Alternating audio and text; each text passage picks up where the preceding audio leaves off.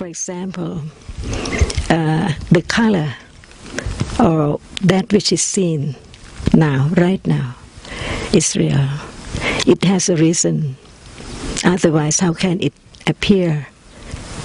See, but no one understands this characteristic as a Dhamma, a kind of Dhamma. And not just the reality that can be seen. What about that which sees? Different reality. Because the reality which cannot experience or know anything, like sound, hardness, all these are realities which cannot experience anything. So what we take for I, or living being like animal, or no matter what planes, there must be another reality which experiences or know whatever appears. And the Pali term used the term rupa for any reality which cannot experience anything, like sound, smell, taste, touch. They cannot experience. So Buddha used the term rupa Dhamma. If there is only just rupa, by conditions, the world is not like this. But the world of dukkha is the moment of experiences, and object not understand its nature as it just arises and falls away. So there is condition to cling to that which is seen. Even that which is seen has fallen away yesterday or a moment ago, but memory still cling. Take it for something permanent, like now we're sitting here, see? But actually each moment or each reality is so short, quite short, beyond expectation or anyone can know. Otherwise, everyone can experience the arising and falling away, the impermanence.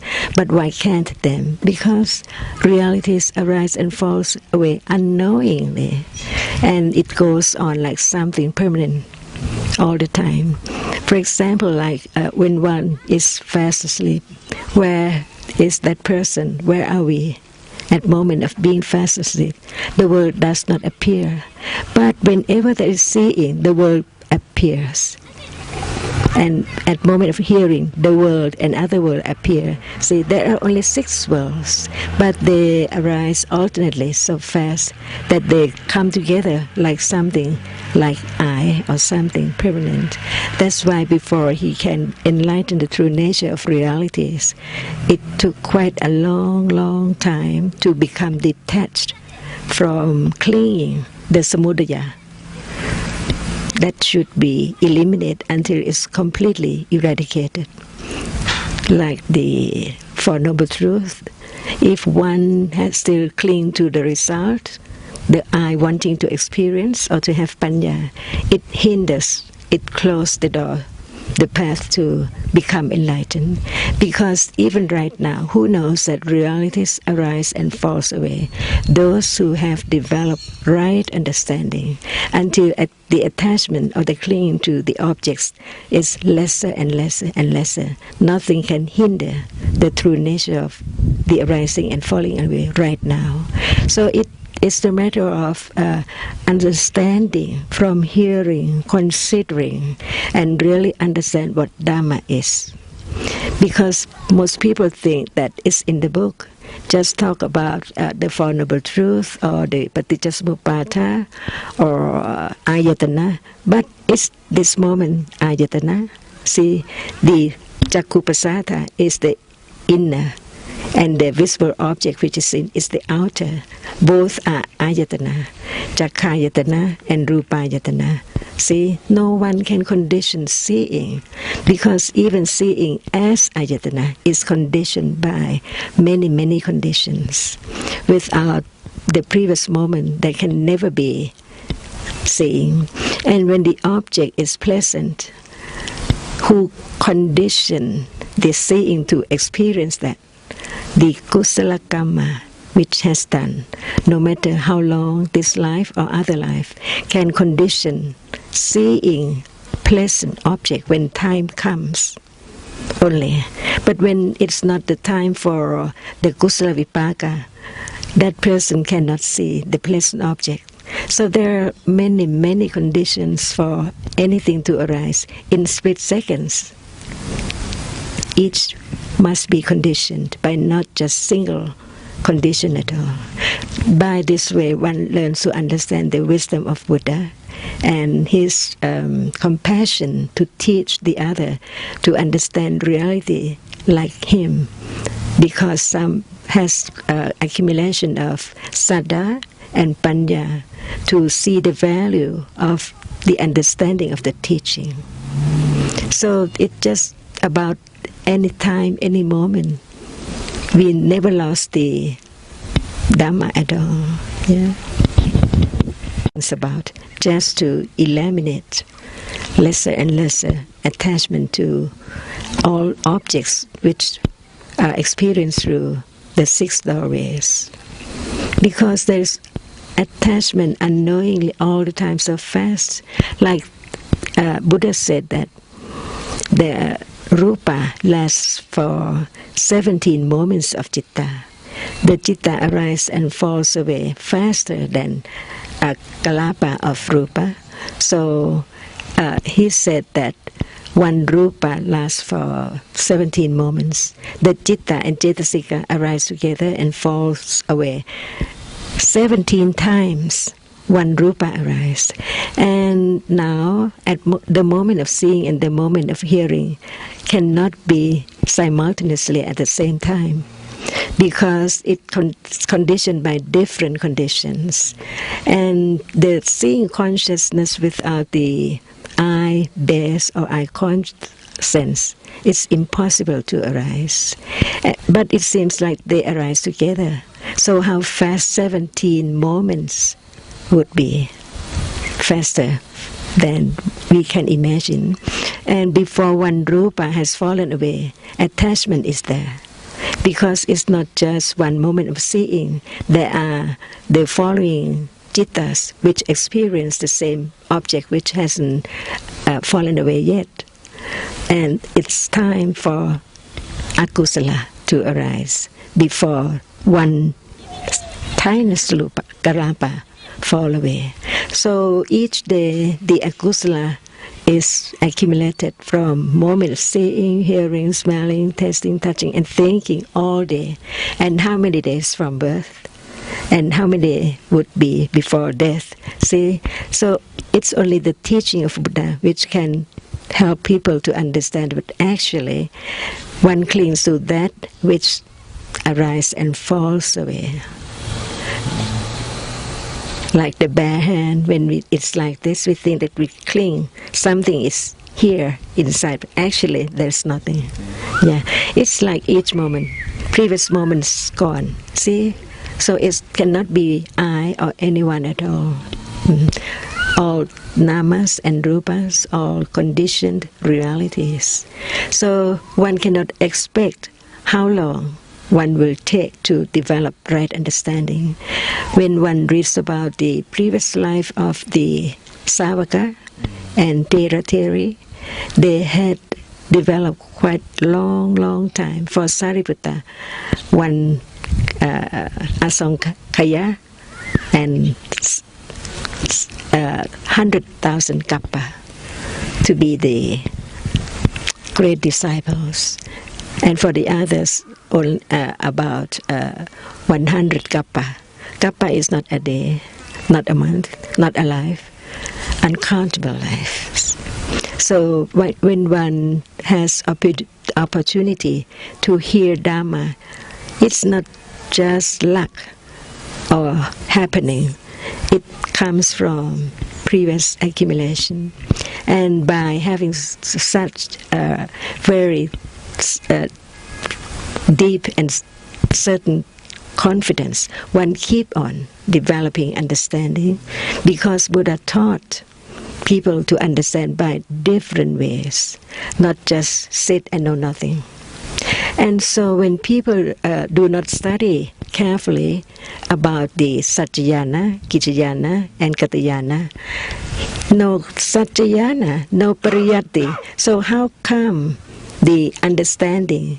When the person who want to develop or to bhavana or patipatti, because they don't know that pariyatti is the very well versed foundation of understanding of Dhamma, that nothing can move sati, sampachanya, away from reality right now.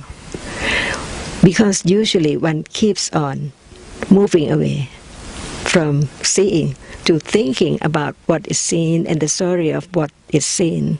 And at moment of hearing, no attention, no satta, no sati to understand hearing as a reality which hears no one at all. And by not understanding the teachings, one turn away from hearing and think lots about what is heard. See, and life is like this, no matter where in the world or in heaven.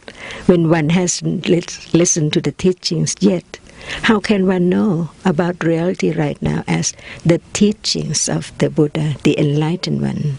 He kept on teaching and teaching from the early time of his enlightenment until nearly at his death, just to help people to see the value of understanding in order to have less and less attachment. Otherwise, there can never be a moment of experiencing Nibbana at all.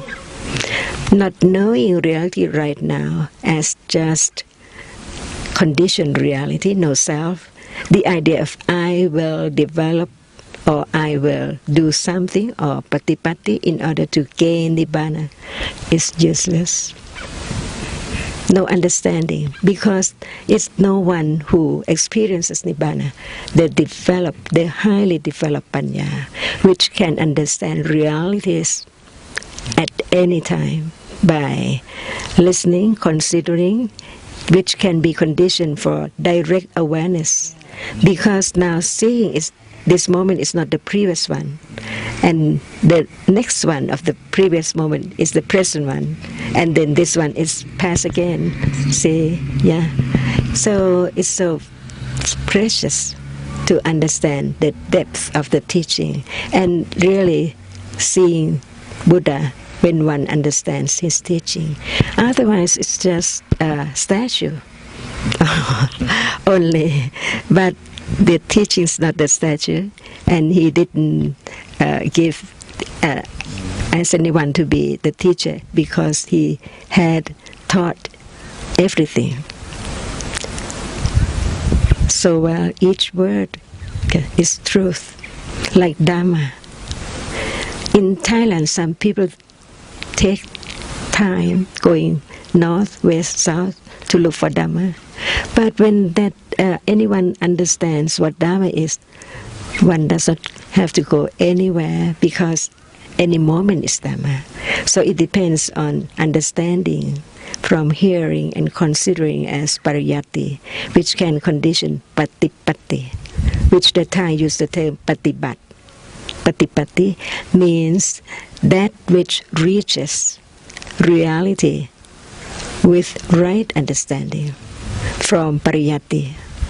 Without hearing and considering as pariyatti, no conditions for direct awareness to begin to understand reality, which is so very deep. For example, who can think about that which is eye base or eye sense as ayatana at moment of seeing? See, at this moment, what is seen is ayatana, and seeing itself, the manayatana, and the pasatharupa is chakayatana, and cetasikas, which arise with the seeing, is dhammayatana. All four have to be presented at that moment, or now at this moment. See? So people just read about ayatana and can remember the 6 and the 12, but not knowing ayatana right now. Yes, the living one, the real one, not the past one. So by understanding ayatana at moment of experiencing anything, it is ayatana right then. And not just one ayatana, not just only the inner, and the outer, but Chitta, Cetasika and Rupa, right then. All are conditioned just to condition one moment of seeing, that which arise and fall away. No matter what we take for a permanent thing, okay? Because sanya, memory. And in Tipitaka it says about the nimitta of the five khandas. Okay? It shows that there cannot be the understanding of one characteristic of a reality at a time. Because right now, who can tell the moment of seeing before moment of like or dislike, reality which appears? So right view and right understanding is right. That is why Yes, use the microphone. Use the microphone so we can record. So it is always important to have a right view and right understanding together. Yes. As Eightfold Path, the first right view, the right understanding. Because if one is asked what right view is, it's right understanding. Many words which have the same meaning, like Vijnana, Mano, Mana, Hataya, Pandara, same meaning. So in other words, like the Thai, they use the term Panya, Pali term, but they cannot tell what Panya knows. Just Panya. But what Panya knows, can it know or understand reality right now? If not, it's not Panya that Buddha taught. Okay. Hurry to understand or to do anything. To be truthful, one knows what one can understand from hearing, enough or not yet. Five khandas, that is what we. Right. The most important thing to understand. The Rupa Khanda appear not just one very tiny characteristic, but appear with nimitta, shape and form, like this moment. Many processes of seeing and many processes of that which is seen arising and falling away until the nimitta appear together with seeing. Because for the ordinary people, they think that they see something because the seeing arises and falls away in succession many times, and the rupa which appears arises and falls away many times. So only nimitta appear. But Buddha experienced the difference, the distinction between the two. That is panya. Because at moment of enlightenment is not different from this moment. But this moment, no panya. See, the object is the same. The arising and falling away must be the same. No change, no difference at all. But the panya which develops learn to become detached, not taking any reality for eye or mind, like seeing. At this moment of hearing, it's not moment of seeing. At moment of thinking, after seeing, it's not the seeing. And this is life, because no one can condition the dhatu, the elements. One can understand that elements are conditioned from the time that it's not this world yet, and it develops until the world is the world of lakes and hills, mountains, and everything, elements. But not just rupa in the world, because now there is seeing. So seeing, hearing, and thinking is another element which is different from the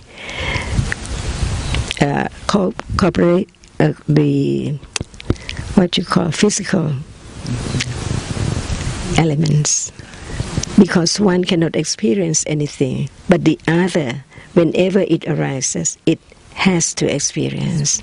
By conditions, when time comes, like the rupa, when time comes, it begins to be lake and mountain and so on. And when time comes, the citta and cetasikas can arise and experience object and then pass away. No one at all.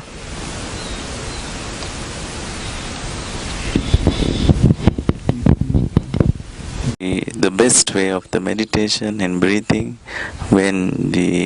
how we experience the wisely to control these perceptions and the things, how to make more calm and peace. What is the best way? Nowadays so many people meditate and teach, but still there's so many misunderstanding of meditation technique. Right. There are so many misinterpretation and misguidance. So what is the best way, as you experience, to give us some kind of guidance that yes. Mom ka, would like to hear your opinion.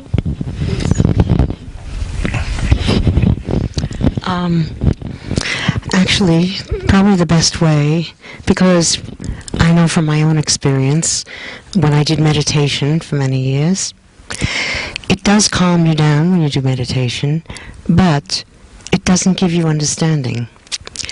And so I found that meditation was not a beneficial thing for me.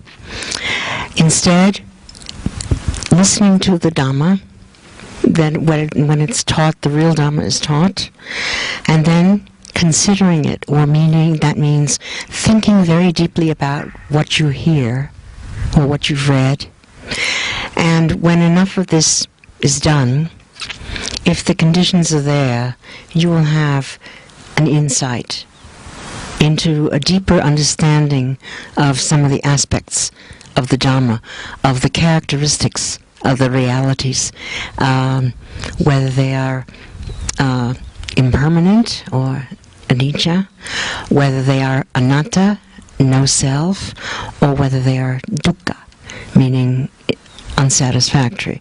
So this basically is what the if you want to call it a method, it's not really a method. It's everything takes conditions. In other words, you're not going to consider the Dhamma or listen to the Dhamma unless there are conditions for it. Please come and join us.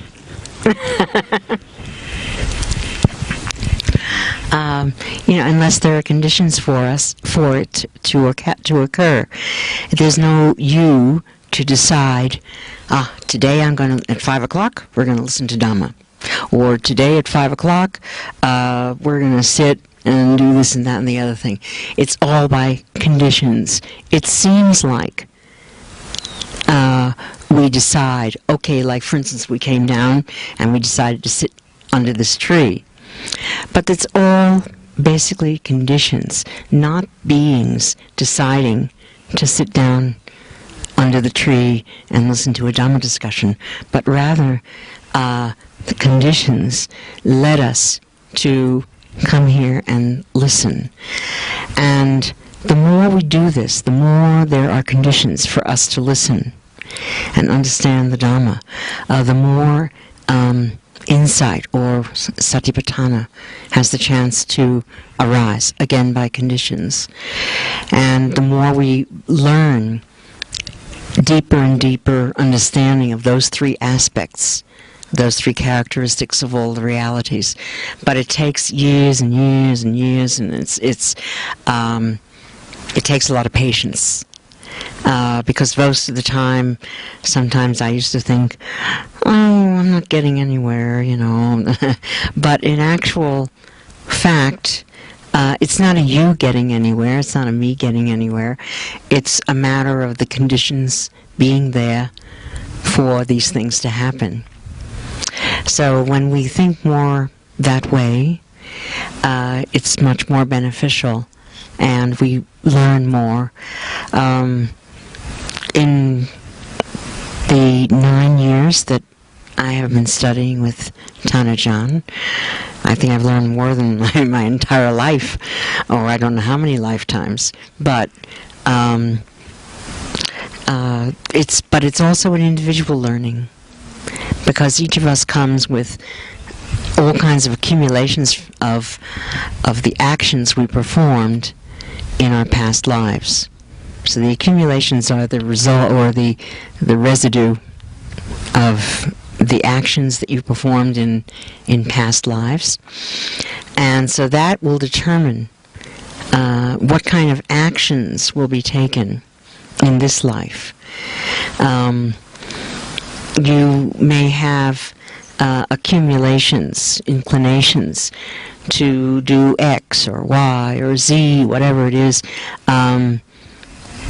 so that it's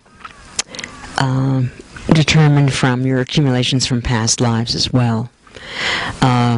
Every second, new accumulations are being accumulated, because we're constantly doing actions, karmic actions. Everything we do practically is a karmic action, okay, as opposed to a karmic result.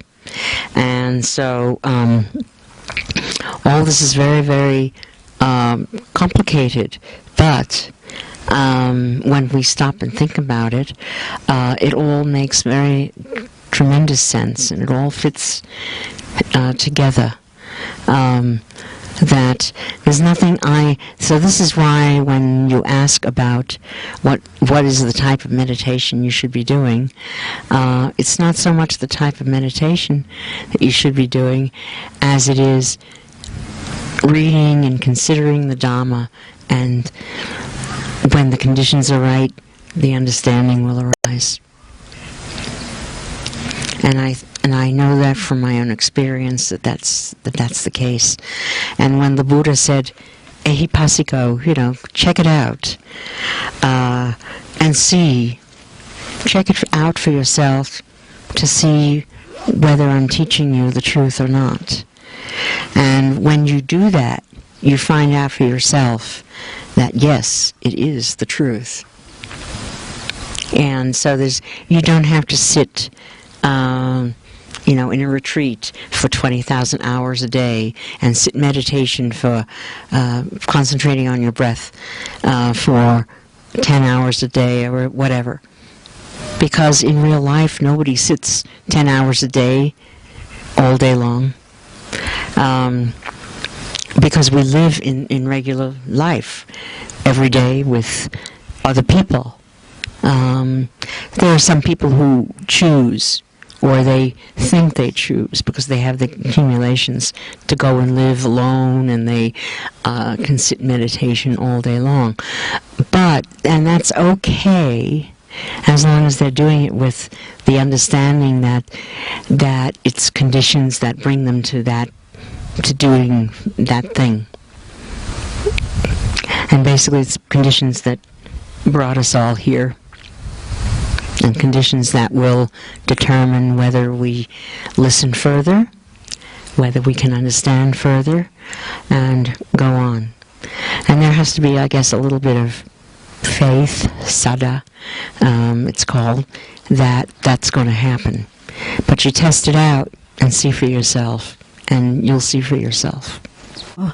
Anyone would like to meditate, not understanding reality right now, or just want to hear the words from Buddha and understand what he taught about reality? Because realities must be appear by conditions from life to life, from this moment to other moment, never lost. It depends on understanding. Like now, anyone would like to meditate or would like to understand? Because actually, the pariyatti comes first to condition the patipatti, and without patipatti, there can never be pativeda at all. Pativeda means the insight, the true nature of reality, which one has learned, like the arising and falling away, no self, no one at all. Okay, now, there is seeing. Who knows that it's not self? Who knows that it's only an element which is conditioned to see and then falls away instantly? The seeing cannot think. The seeing itself cannot like or dislike. That's why one should understand one word from the very beginning. Dhamma and Nama Dhamma and Rupa Dhamma. Otherwise we'll mix and we'll think that all of them cannot be known, cannot be proven. But actually, when one learns and be truthful to understand the teaching respectfully, so one never lost by doing something which does not understand what the Buddha taught about this moment at all. Anatta, see, when realities are not self, why one choose to focus or think that at that moment it's the sati, but actually sati is anatta. Yeah. How can one have sati at will? Is there any way to have sati? Is there any way to create sati? Who can make the seeing arise? Who can make the noise or even the hearing arise? Impossible. Each moment show anatta-ness of reality, but panya is not there enough to understand the anatta-ness of reality at all. That's why one learns to understand which would be the conditions for direct awareness, which is patipatti. So to do anything doesn't mean that there is understanding of anything. For breath, what is breath? See? Can anyone who concentrate or have breath as the object of meditation tell about? Is it different from softness or heat at any part of the body? Why just breath? Which is more subtle than the ordinary hardness and softness that can be experienced from head to toe at anywhere of the body. See, breath is very subtle because now even there is breath. Who knows breath or who knows the hardness or softness? Anywhere, not breath, see. And in Tipitaka it says that very wise men like Arahata can have breath as the object of understanding. Yeah. But people today just want to concentrate on breath, thinking that the eye can know the truth of breath. The truth of breath is the anatta-ness which is conditioned. No one can do, no one can get it at will. Because it's so short, when sati does not arise, it's gone. Each moment is gone with ignorance because there is no understanding. And the person who doesn't have understanding accumulates more and more and more and more ignorance and misunderstanding too. And that is not the teachings of the Buddha at all. One has to be very faithful to oneself and respectful to the Buddha.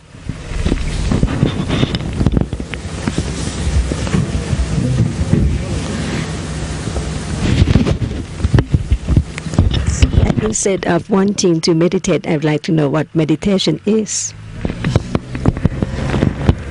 Not just come and meditate without telling about meditation. Counting only. No, who is counting and what is counting? See, isn't just thinking about number, not on breath at all. If breath is the object of understanding, it has to be anatta by conditions.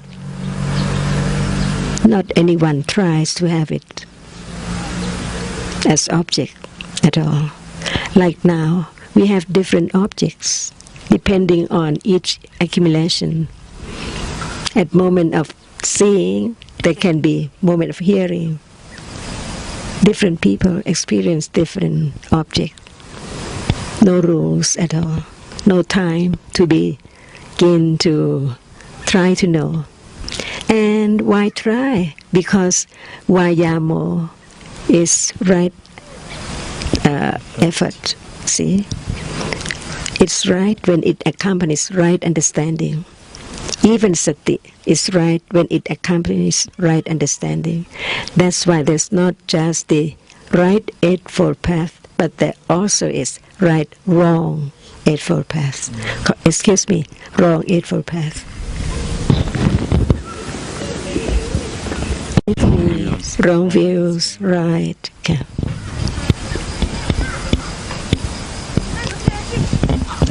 They explain in Samadhi-Sutta. Right. Very Yeah. And when there is right understanding, it conforms with every word of the teachings, like anattanes. Okay. And what is the first truth of the noble truth of the four?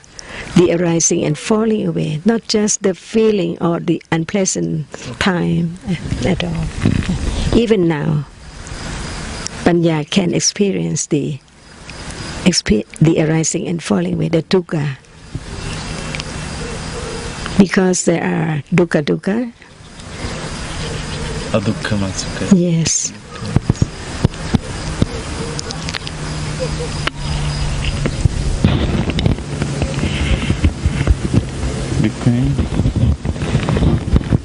Lifelong study, because Buddha taught for 45 years,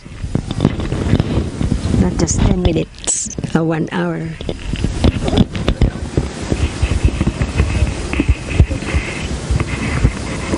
I think that it's good to know that one has accumulated lots of ignorance and sakkaya ditthi, common to everyone who hasn't heard the teachings yet.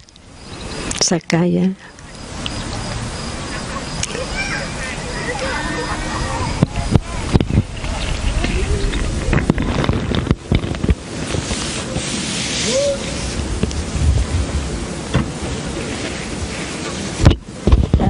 Betty, would you like to talk about Kaya and Sakkaya?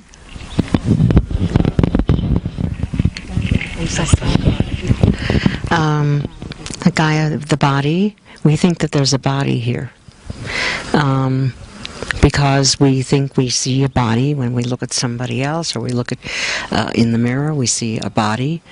But no matter how much we look, we can never see a whole body. You never see the back. You know, if you're looking at the front, you don't see the back. You don't see a whole body. Okay? But what the body really is when we're seeing is just visible object. And that's all it is. Because there's no body. So but there is something there.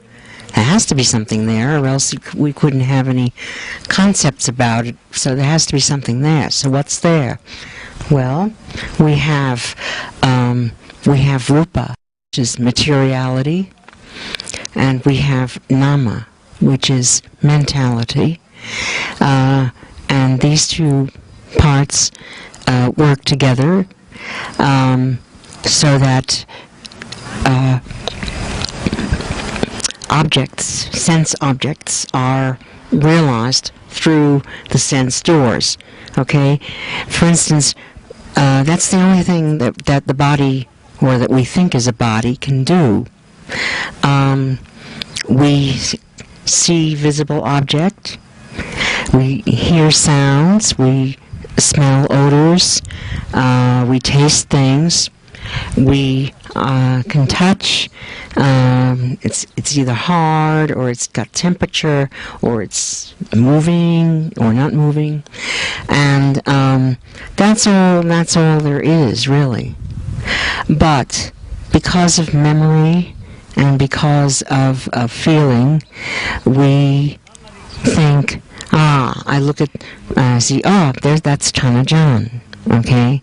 Memory tells me that that's Chanajan, because the mind door has created an image with shape and form. Okay, that you know. So that's basically what this body is. the realities that make up what we think is a body, our mind gives it a shape and a form, and we say, and we name it. We say, there's Tanajan, there's Piwira, there's etc. Okay?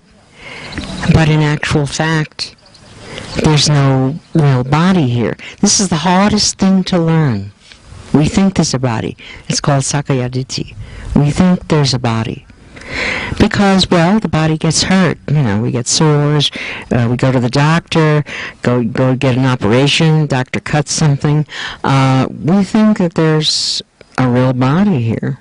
But the more we learn, the more understanding we have, the more we realize that it's just those realities, rupa and the two types of nama, jitta and jetasika. And that's it.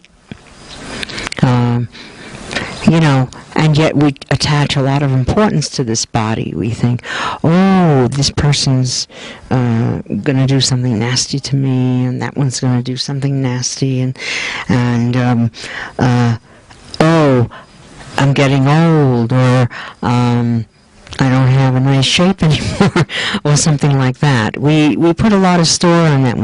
We buy a lot of makeup, we go and have nose jobs, we go and do all kinds of stuff like this because we think it makes us look better, and so forth. When in actual fact, all of that is nonsense. It's useless. We don't need to do any of that. I still think there's a body here because I do. I get my nails done, etc. So so it takes lifetimes to learn that really this body is very unsubstantial and there's nothing really here except those realities. Okay. Is that if the people try to understand the conditions of breathing, like if he wish to know the touching by the flow of the air by the nose, anything that is warm or watching that is warm or watching that is soft or not hardness, is that attaching to the body or Sakaya Ditti? But that's all it is. It's just hardness and warm and soft and all that. If we try to think that it is hardness, it is warm, or it is warm, is that if one try to think that this is concentrating on the breathing, that this is warm, it is flowing, and is that Sakaya Ditti or not? I think it's still Sakaya Ditti because you're trying to do it. Yeah, you're trying to say, okay, now I'm going to sit and concentrate on say the breath, or I'm going to try and concentrate on coldness hitting the body, or whatever, or warmth. Oh yeah, it's warm today, so I'm gonna sit and concentrate on the heat making me sweat, or something. Or even just breathing. I'm gonna sit and concentrate on breathing, because there's no you to sit and concentrate. There's conditions, so you can't. You can try and say. Some people will say, okay, today I'm going to meditate for 4 hours or whatever. But there's a misunderstanding there because you're going under the assumption that there's a body who can sit and meditate. A person who can sit and meditate, when in actual fact there's no person to sit and meditate. Whoops, it's raining. See? We have realities coming down on us all the time. Now we got rain. And what do we feel? What is the reality of the rain? It's cold, it's moving, it's soft. Those are the realities of the rain. And that's it. But our mind says, rain, we remember that, rain. So we think it's rain, of the raindrops and all this kind of thing.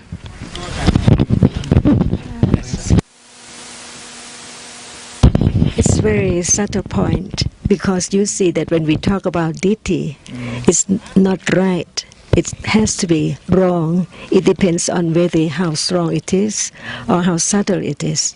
Usually the Sakaya Ditti is very common for everyone, but it does mean that anytime at one know what is Sakaya Ditti. It depends on whether it's the moment after seeing and the citta which follows. Remember the characteristic and knows that what is it, like Buddha knows Sariputta and Buddha knows Mokkharana and so forth. It's not Ditti or Sakaya Ditti. But for those who do not understand what appears as a reality, just one at a time, and take the nimitta of many processes of experiencing whatever appears as something permanent, something stay, as something like microphone that is Sakaya or Attanuditi. Take a reality for something, just for something like paper, the idea of it, with wrong view, not just the understanding the shape and form after seeing. So it depends on right understanding with direct awareness at that moment to know whether there is ditti or no ditti. It's just understanding what the object is as usual. The more one studies, one can understand the teachings clearer and clearer too, to see the difference. So here in the Dhamma is very important. Very important, yes. Pariyati, yeah. And who knows that we take the whole body for permanent thing. But actually, what about the space in between the kalapa, very tiny, all over the body? Like here too, there must be the akasa or space in between everything. So how can this be permanent? It can be broken to the tiniest piece at any time. So where am I? Is this I? No, not at all. And also nama too. The nimitta of feeling is not just one moment of feeling, many moments to know whether it's pleasant or unpleasant. It can be known with right understanding. Yeah.